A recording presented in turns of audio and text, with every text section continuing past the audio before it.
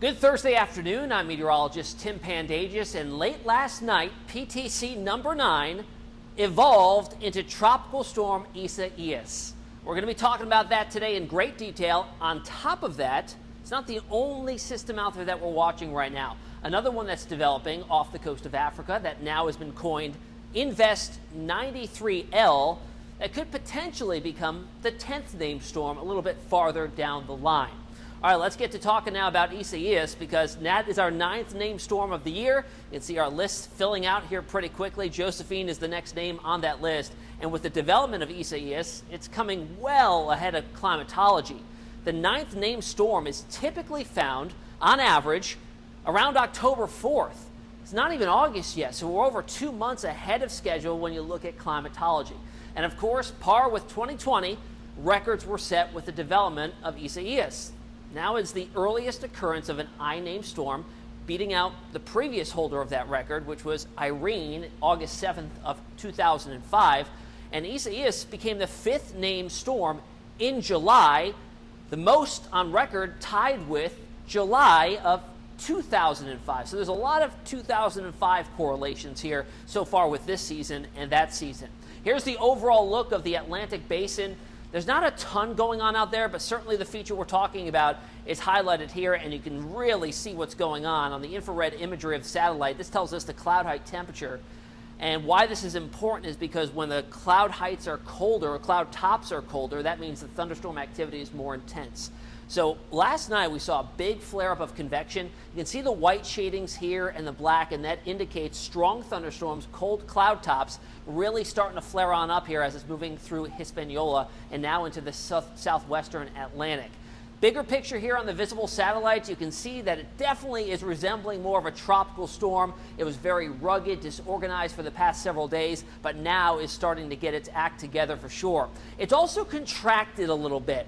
This size of this storm was a big headline a couple days ago when it was stretching over 1,200 miles in diameter. Now it's around 800 miles in diameter, so a little bit smaller, and that's expected because it's trying to concentrate its energy, its thunderstorm activity, around a defined center. So that's what we're seeing now with this storm as it's moving off towards the northwest. Where's the center of it right now? Well, there was an old low-level center here just to the south of Dominican Republic, but it looks now that a new center is reforming on the north side of Dominican Republic there, and you can see this as we throw up the radar imagery here coming in out of San Juan, Puerto Rico. First, I want to highlight the amount of rain that Puerto Rico has seen over the last 24 to 36 hours, anywhere from 3 to 6 inches.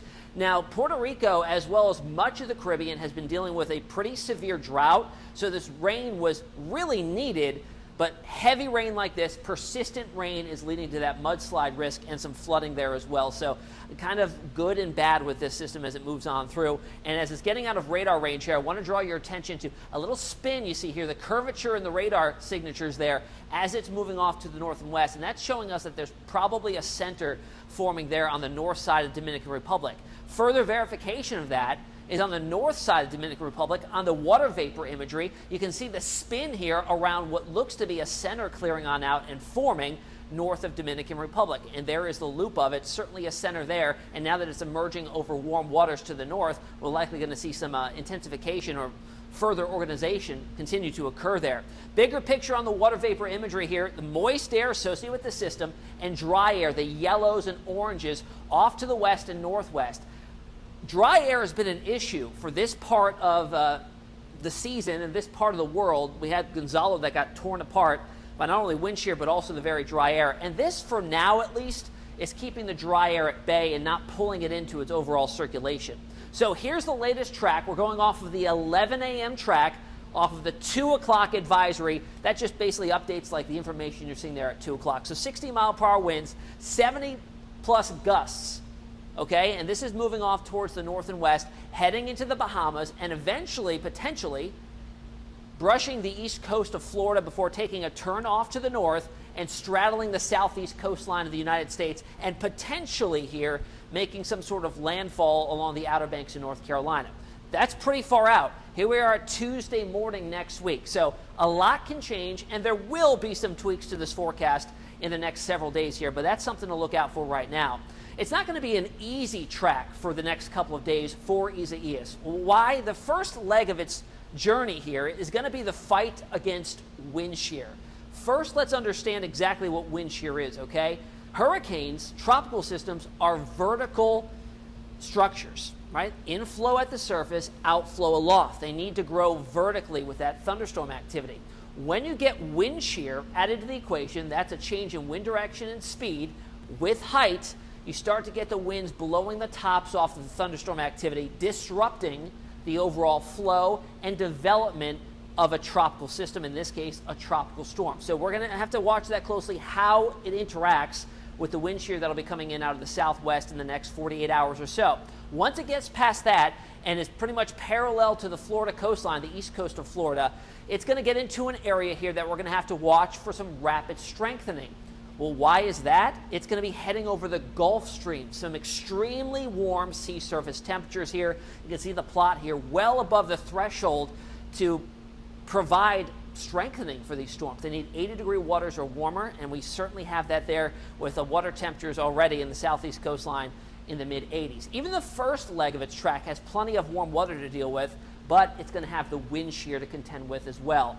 And not only is the skin of the ocean very, very warm, like the sea surface temperatures I just showed you, but the warm water extends down to a depth. There's plenty of heat energy here to be used by these storms to develop. If it wasn't for the wind shear, we'd probably see some rapid strengthening here in the short term, but thankfully that might not happen. In terms of the warnings and watches that are out, pretty much all of the Bahamas under some sort of watch or warning. The oranges is the tropical storm warnings, and to the north of there, a tropical storm watch. About 48-hour lead time. This is more of an imminent threat within the next 36 hours, areas to the south. Let's talk about the potential wind speeds we may see here. Right now, as of the 2 o'clock advisory, tropical storm force winds 39 miles per hour or greater extends out about 270 miles from the center of Isaias right now. And that little orange circle you're seeing right there, that's wind speeds up to around 58 miles an hour, and that extends out about 80 miles to the northeast of that storm center. As we go farther out in time, that wind field contracts a bit, and as it gets towards the east coast of Florida, we could see tropical storm force winds brushing by the immediate coastline there, and then as it lifts towards the north, we'll likely see that wind field expand as it gains latitude. Now, talking about the Bahamas and this part of the world off the east coast of Florida does bring back a reminder, and in a lot of cases a painful reminder, of what happened last season with Hurricane Dorian. And there's been some comparisons here, especially later down the road, of where its track went with Dorian and where Isaias is forecast to go. But I want to break down the overall track from Dorian and where we've been so far with Isaias. So we'll start off early on in Dorian's lifespan, and Isaias's as well.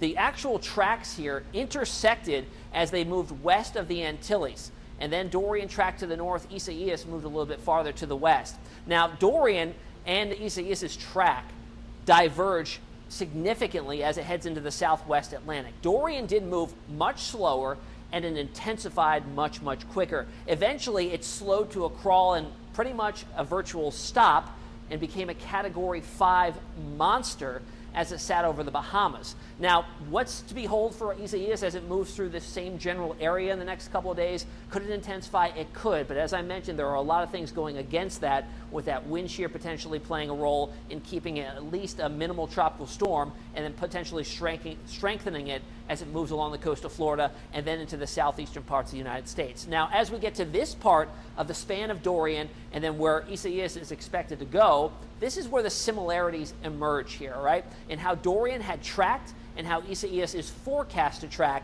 along the southeast coastline. You see those tracks are very, very similar here, and potentially bringing impacts along the outer banks of the coast of North Carolina. All right, Tropical Storm Isaias here. Let's talk about the models. What do the models see things doing here? We're going to look at a bunch of different tropical models, and there are two camps here. One that is off the east coast of Florida, a cluster of models there, and then a few more that are clustered to the west, off the west coast of Florida, and potentially even into the Gulf of Mexico here. As we travel north here, a lot of those western models go inland and fall apart and decay. The models that stay over the open waters potentially develop this into a stronger tropical storm, or maybe even, if we see some rapid intensification, possibilities there for this to become a hurricane as well. Now let's look at the GFS ensemble. What this is, the GFS model with 21 members. The models run 21 times, and we're changing the variables just slightly here to get a slightly different outcome. I'm stopping it here because if you were watching this video yesterday, we started things out here when we didn't have a defined center of circulation for the storm. It was still PTC number 9.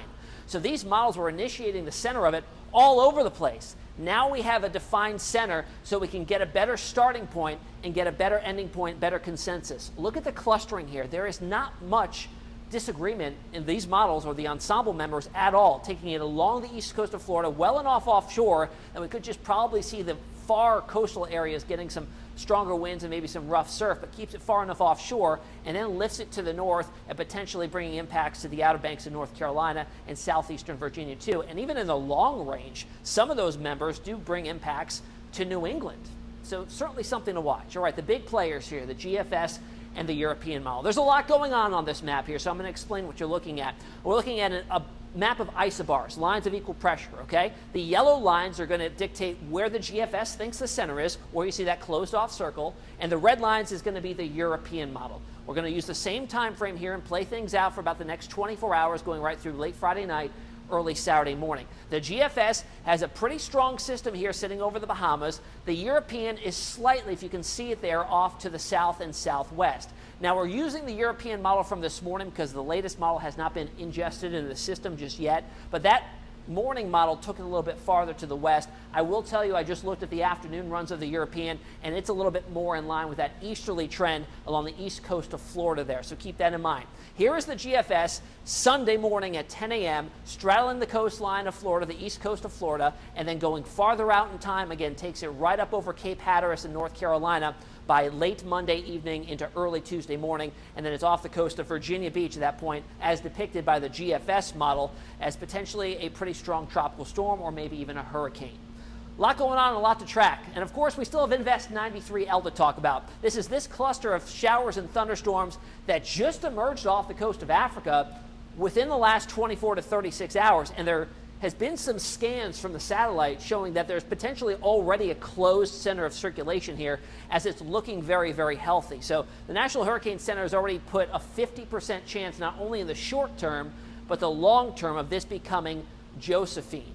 Now there's an area that I want to bring your focus to that's going on in between where Invest 93L is and where Isaias currently is. You might think it's this one that we're talking about, another tropical wave, but a lot of the models are getting a little excited about this little teeny tiny cluster of energy here over the middle of the Atlantic. Some want to flare this up as it pushes off towards the west and eventually towards the Antilles, the Windward and Leeward Islands within the next 3 to 4 days. So there's a lot to watch here over the coming days, so we're going to keep our eyes peeled on it for sure.